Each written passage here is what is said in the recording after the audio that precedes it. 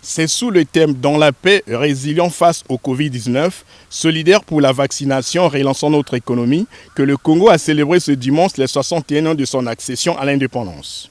À l'esplanade du Palais des Congrès où le décor a été planté pour cette célébration, le Premier ministre Anatole Koliné-Makosso a, dans son évocation, fixé l'auditoire sur le sens de cet événement important qui se célèbre aujourd'hui. Ce jour est d'autant plus émouvant qu'il nous renvoie au 15 août 1960, lorsque, vêtu d'une soutane resplendissante de blancheur, en plein jour de l'Assomption, selon une tradition catholique, levant les mains vers le ciel, le président Fulbert Youlou s'adressait à ses compatriotes en ces termes, je cite, « Il est bien vrai que nous vivons un jour faste, mais cette journée doit être aussi un moment de réflexion, car elle marque une étape essentielle de la vie de notre État. » Fin de citation.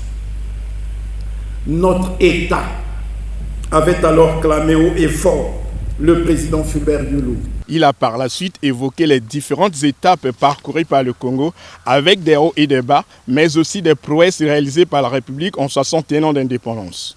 Un accent particulier a été mis sur le processus ayant conduit le Congo à être un État indépendant. C'est autour de la notion d'État que s'articulera notre évocation.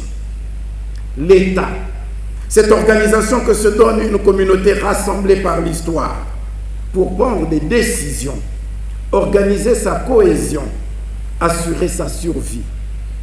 Oui, l'État, dans sa triple dimension sociologique, organisationnelle et juridique, mais aussi l'État, dans ses différents attributs, indépendance, souveraineté, indivisibilité, démocratie, égalité, laïcité, tel que cela est repris à l'article 1er de la Constitution du 2 mars 1961. Le Premier ministre Anatole Koliné-Makosso a également rendu un hommage appuyé au président de la République, Denis Sassou Nguesso, en sa qualité de témoin privilégié de l'histoire du Congo. Excellence, Monsieur le Président de la République, l'unité nationale est votre credo, au même titre que la paix. Vous êtes allé au-delà des mots et avez consolidé le caractère unitaire et indivisible de l'État par le maillage du territoire national en infrastructures routières qui permettent aujourd'hui de relier l'ensemble du pays, du nord au sud, de l'est à l'ouest. Nul ne peut donc se permettre de violer le caractère unitaire du Congo en créant des zones de non-droit et en mettant en péril la libre circulation des biens et des personnes dans notre pays. Après avoir salué l'action des pères fondateurs, le chef du gouvernement a appelé de tous ses vœux à la restauration d'un État protecteur, débarrassé des antivaleurs telles que la corruption et la paresse. Il a surtout exhorté les Congolais à cultiver les valeurs du travail bien fait pour le progrès du Congo.